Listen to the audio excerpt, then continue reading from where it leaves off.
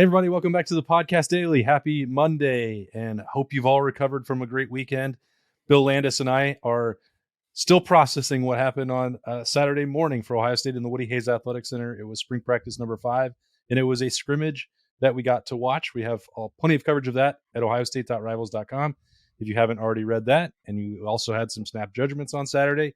But it's time to dig a little deeper. So how should we do that, Bill? Let's discuss some things that perhaps our perspective has changed on. I don't want to say that we've changed our minds, but we have gathered a good deal of information. 5 practices in the spring now. We will get to the halfway point here soon enough of spring ball. It actually feels kind of weird that there's 3 weeks left. It feels like it's wrapping up, but there's still 10 practices left. But stuff like, we have opinions on things coming into the spring. So by this point, maybe we have things that we're feeling better about, feeling worse about, and we have, we had a good opportunity to get a good feel for that on Saturday. Yeah, I was trying to think of the right way to put that because we couldn't have had fully formed opinions about Ohio State after 1 hour of viewing periods and 4 media sessions like that. No, I mean, we could. They wouldn't be very good, but we could. we may have, but if we weren't willing to reconsider them, then what's the point? We're getting more information and more data, so let's analyze it. Where do you think this topic and the way we're taking it on? What's the first thing that pops into your mind? I think maybe that just and it's not that I felt bad or bad's not even the right word, like worried or maybe perhaps feeling that we were being presumptive about the quarterbacks and how good they were and how good they were going to be. I found it reassuring, if not anything else, when we got on that field on Saturday and watched the scrimmage, and neither guy was perfect. There were things that I'm sure Devin Brown and Kyle McCord both would like back, but I came away from it thinking these guys are Ohio State quarterbacks. Either one of these guys has the things I think you'd look for. Now they have to enhance those things and keep building them. They're not finished products by any stretch of the imagination. But if we've covered this team long enough and know what they need at that position well enough to know what that guy looks like. And I thought that they both did. So that doesn't, we'll see how it plays out and who gets picked. But I found that a bit comforting after watching the scrimmage on Saturday. Yeah, I in that same vein, I thought there was something that I wanted to see or needed to see from Kyle McCord, or maybe it didn't really matter, but there's just been, I heard it enough from Ohio State fans that when Kyle McCord went into games last year, they were worried about the body language. Is he unhappy that he doesn't get to throw? Does a team respond to him? He doesn't seem like he's a leader. And I never felt that way because I didn't think he was in situations where he had to lead. CJ Stroud was the clear-cut captain of that team and was going to take them as far as he needed to go, and that wasn't Kyle McCord's place. But, for all the talk that we've had about how professional Kyle McCord is, how we think that he has, an NFL mindset and ability, hadn't really seen him be a fiery guy. You and I have both talked to him a lot, behind the scenes and privately and sort of know the way that he ticks, but the fiery competitive side, could he rally the guys? Would he, compete? One of the former players that was there watching the scrimmage told me beforehand he was really excited to watch because he knew that Kyle McCord would talk a lot of trash. And that kind of caught me off guard. I didn't think that was part of his game. He's always seems like, calm and reserved, and that wasn't part of it. And then at the end of the scrimmage, we saw him diving in for a touchdown and throwing the ball to the ceiling in the Woody. And I'm like, okay, maybe there is something more to that. So I would have thought that we'd seen Devin Brown, react passionately even to just an incompletion in the early parts of practice. We know that his athleticism sort of lends itself. You can see that more clearly than maybe what Kyle McCord does as a quarterback, just by comparison. But then to see him handle game-like settings, quote unquote, the way he did and with the passion he did, I thought that was pretty that I didn't know that he could do that. So I thought that was a notable development. Yeah, I think when you really like sort of boil it down to its base level, I think what people want to know or feel confident from their quarterbacks is whether or not they're going to do whatever it takes, like to get the job done, to get that third down, to get that fourth down, to make that last play to win a game. And we can talk about throwing mechanics and different types of throws guys can make and all that stuff, but I think it's more about what I said previously. And Devin Brown's personality is such that I just think you sort of innately feel confident that he'll do that because he kind of wears that on his sleeves, and Mhm. Kyle less so. But Kyle, I think, is a pretty tough dude who probably doesn't get enough credit for that or benefit of the doubt when it comes to that stuff. And like, we're only watching practice, right? It can be totally different in games, but it's all we have to base it off of. And I thought that run that he had at the end of the practice was telling. I thought when they got into a tackle drill early in the practice, it was a goal line tackle drill. Both quarterbacks participated in it, or all the quarterbacks participated in it. It was 1-on-1. You basically had to run a guy over and get the yard to win that drill. And Kyle McCord won his. So like, I think he has that. He is, as he told us when we talked to him, like, he's a competitive dude. He's a playmaker.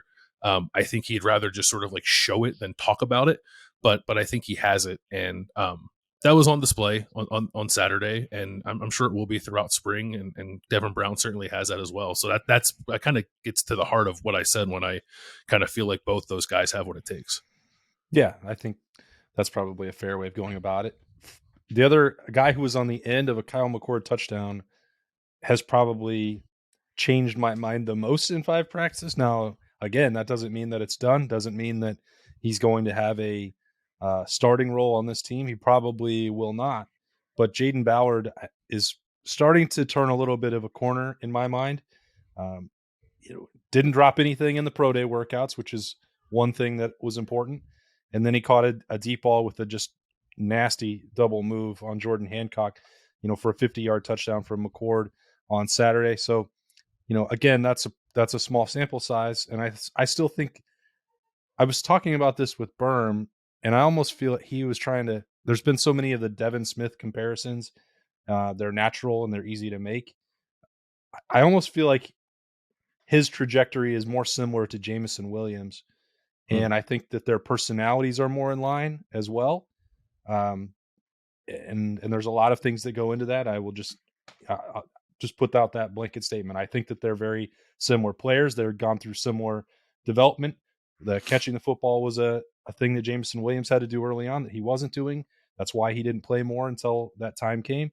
Um, and he was going to have a clearly defined role that Jameson was that he didn't really want that last season. And his decision worked out for him. I think that Jaden is more comfortable with what that role could be for Ohio State this year. I don't think he's adamant that he must jump into the top 3, because I think he can see a way that this year, as that fourth guy, or he's starting to, that he can really help Ohio State and make some big time plays. And if the Buckeyes can get to that point where they do have a fourth guy that they trust, a fifth guy that they trust, when depending on how you want to characterize where Xavier Johnson fits and whatever down the road, uh, that's a big deal. So I think that he's coming along, and I would have been pretty skeptical about saying that going into spring. Understandably so. I think I would have been too. I think he was a guy that I was not excited, but like intrigued by. But I do think a lot of fans were genuinely excited about because they know that he has that speed in his tool bag that is a bit different from everybody else in the room. I liked in that scrimmage too, seeing him. He did have that really long touchdown. It was a nice route, and he tracked the ball well. But he also had a couple shorter catches, like in the third down period near the sticks, that I think are just the kind of things that'll just help him get on the field even more. Like, he's not going to play ahead of Marvin Harrison or Emeka Ibuka, but I think there is room for like him to rotate with Julian Fleming. I thought Julian had a good year last year, but there is clearly a delineation between the top two and Julian, at least in my mind. Brian Hartline would probably strongly disagree with me, and that's fine. I hope for your sake he's not listening right now. Yeah, that's why I get that. Like, I'm not trying to say that Julian wasn't good by any stretch. All I'm saying is that I think there's room for both those guys to sort of coexist if Jaden continues to show that he's ready to help the offense, and he looked like a guy who certainly could on Saturday. I'll say on that side of the ball, I was, and I think I've voiced it on here a little skeptical of the idea of like just throwing Josh Fryer at left tackle and saying like, yeah, like he's there, we're good, and he's there, and I think they might be good. So I don't like, and part of that is like the confidence that he projected when we spoke with him on Thursday, just like I think I might have mentioned it in Snap Judgments. Like he welcomes the skepticism, and he sort of uses it to fuel him, and he reads the stuff and he's aware of it. I think he might have been overselling maybe the extent to which people were questioning him, but I do think there is a little bit of a question there, understandably so. But I thought he was good in the scrimmage. It was the cliche with offensive linemen: if you don't notice them, they're doing their job most likely. And I didn't feel like I noticed him. And then watching him in the pass rush 101s, where you only have one guy to watch, he held his own, or more than held his own, on back-to-back reps against JT Tuimoloau. So I'm sure those guys have really good battles. But I thought that left side of the offensive line in general, with he and Donovan Jackson, looked really good. I think I'm going to mention something to you about that during the inside run period. And obviously you expect Donovan to be good, but I thought that Josh looked at home and looked comfortable right there at left tackle. So I feel somewhat significantly better about that left tackle spot than I did like 5 days ago. It kind of threw me for a loop when Josh Fryer was talking about that, feeling like slighted or challenged at left tackle. We had him on the Freaky Friday interview, and I was like, "Who said that?" Like, we were. I mean, that's kind of like that Michael Jordan stuff. Like, if somebody hasn't actually slighted you, just make one up and Right. internalize it. I was like, you don't have to, like, I know it didn't come from this site. We're like, Thayer Munford told me that Josh Fryer was coming a year ago, and I'm like, I'm all in. If Thayer Munford tells me that, cool, I believe it. Like, that guy's never, I don't think, lied about anything in his entire life. So yeah, I was like, I've been on board, but sure, wherever you can find that motivation, that's what great athletes do. So go for it. Yeah, I was definitely on board with him like being good this year, but then it was like, oh, but it was like he's at left tackle, and I was like, okay, we'll see. Yeah. But then like so far so good, so good for him, I guess. Yeah, in your face, Bill. Yeah, so shocker, I was wrong again. All right, should we go to defense then? Yeah, let's go to defense. What jumped out to you on that side? I mentioned it. I thought that Burn might talk more about it on Saturday.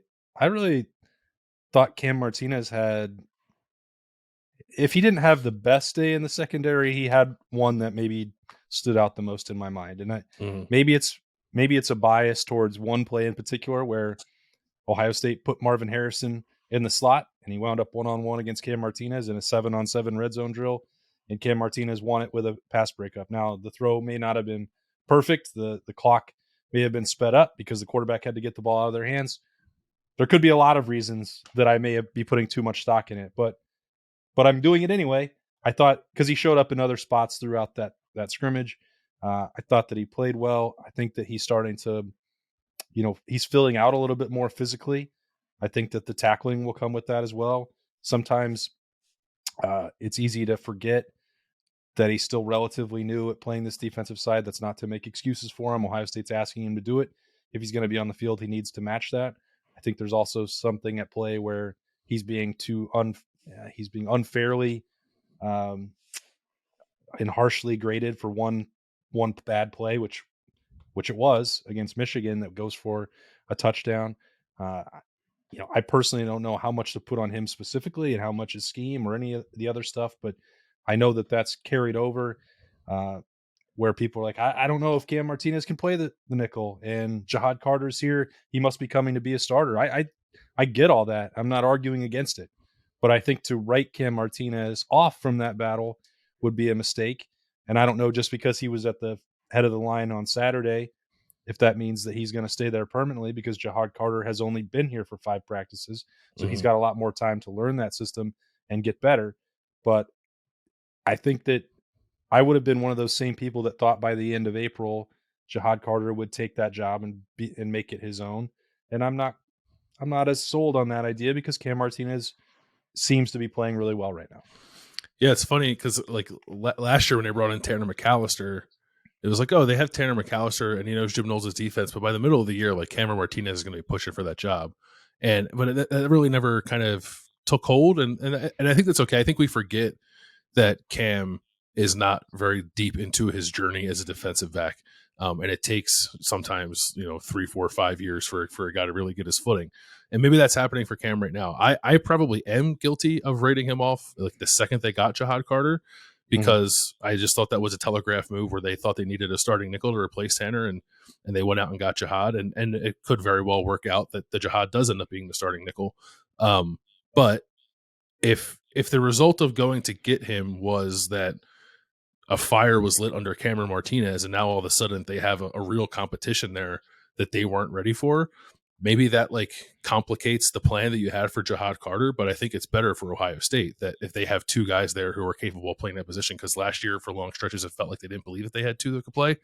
So and they're like two different body types too with Jihad Carter and Cameron Martinez. Like Cam can be more of a cover guy, I think, and Jihad's like a bigger guy who can play down if playing a more rugged rushing team. So I think that versatility could be useful to Ohio State as well. But mostly I'm just like kind of happy to see it for Cam because he's a good kid who's worked hard and made a difficult transition and kind of been yanked between a bunch of different positions throughout his career. So if he's starting to settle in and like the best football is coming out of him, um, that I mean that's awesome. I don't know that it is like to your Yeah. point. 5 practices in, we'll see what happens. But I agree with you that I thought he looked good as well.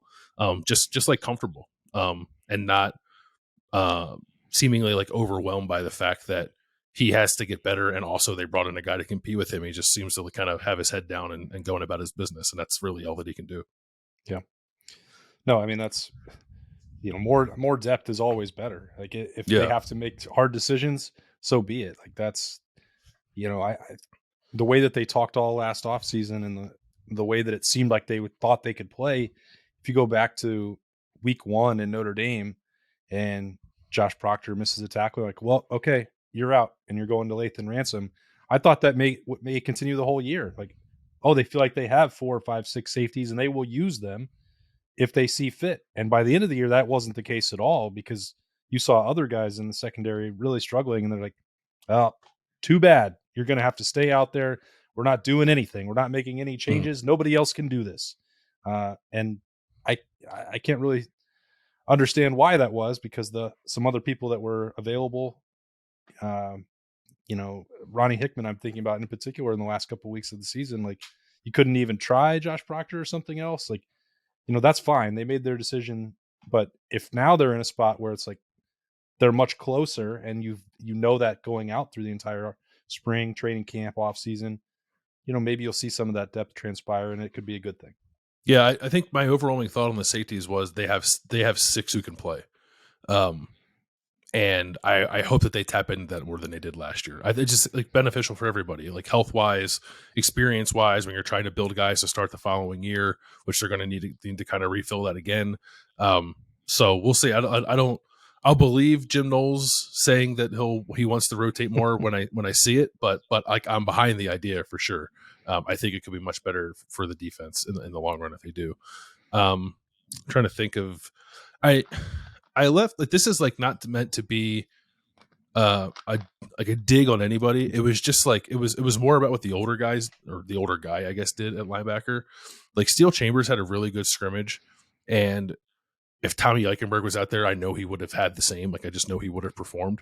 And it was a reminder to me, like for as much oxygen as I've given to the CJ Hicks needs to play conversation, that like they're really good at linebacker. Like it's going to be hard. It's going to be hard to play a CJ Hicks and even a Gay Powers or a Cody Simon, a Reed Carrico, like whoever.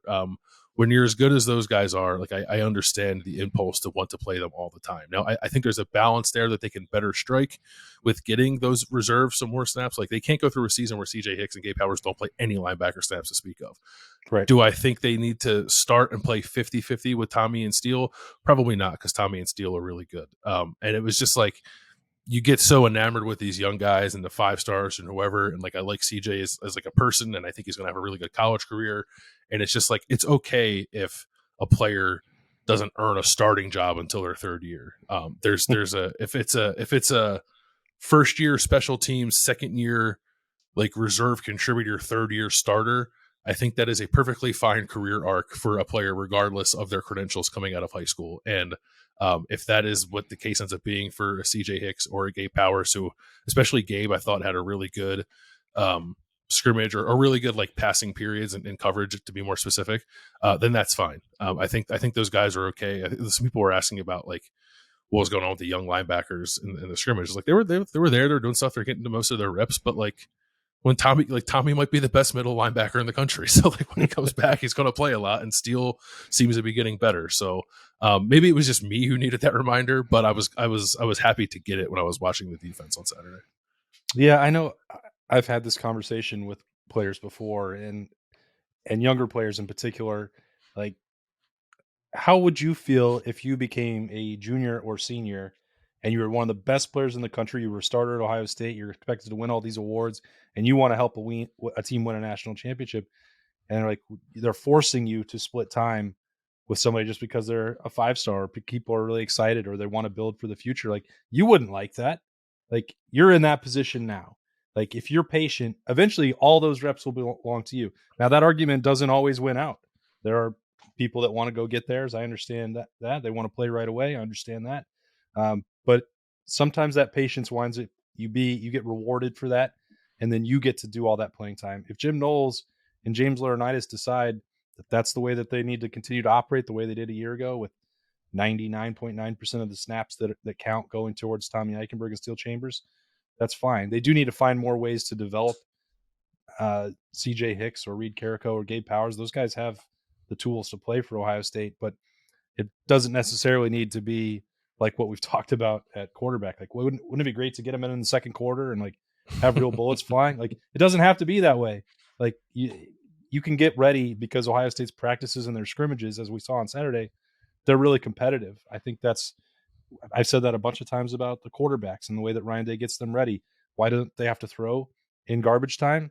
Because it's hard to compete and complete practices in a scrimmage setting against other Ohio State athletes. Like, that's a lot of times more significant than the reps that you're going to get in a game. So it is good to see that, because I thought overall that from 10:30 to 1 o'clock was really competitive start to finish. Even just watching them go through individual drills or tackling, like, those guys were getting after it. And you don't always see that in a spring scrimmage, that guys want to bring it the way that Ohio State did, in my opinion, on Saturday. No, I think it helps that because of some of the injury situations, and this isn't to say that it wouldn't be that way if they were 100% healthy, but it's just the nature of spring that they hold veterans out anyway. And I think sometimes young guys can get those extra reps and just sort of go through the motions, or they can get those reps and attack it as if they're competing for a starting job, even if in reality they're not. And in reality, a lot of those guys aren't, especially like the young receivers. And I guess the guys we're talking about, like CJ Hicks and Gabe Powers, but they're making the most of them, it seems. And that's ratcheting up the competitiveness in practice. And I think those are the kind of, like, if they can bottle that and maintain it all the way through the season, which I realize is incredibly difficult once the games start happening because it's so strenuous. But it did feel like at times like that fire was like lacking a little bit for Ohio State. They were just get on the field and just sort of roll the ball out, know they were better, and not play with a whole lot of juice. They seem to be practicing with a lot of juice now, and I hope that carries forward for them. Yeah, this is a conversation for another day, I guess. But I wonder how much of that complacency that may have creeped in, or the fact that they could roll the helmets out, they were going to beat Michigan every single time, they were going to win the Big Ten every time. I mean, that has to have been washed out of this program by now, because it hasn't it hasn't happened for several years. Like, you can't just say that. A lot of these guys don't have any sets of gold pants.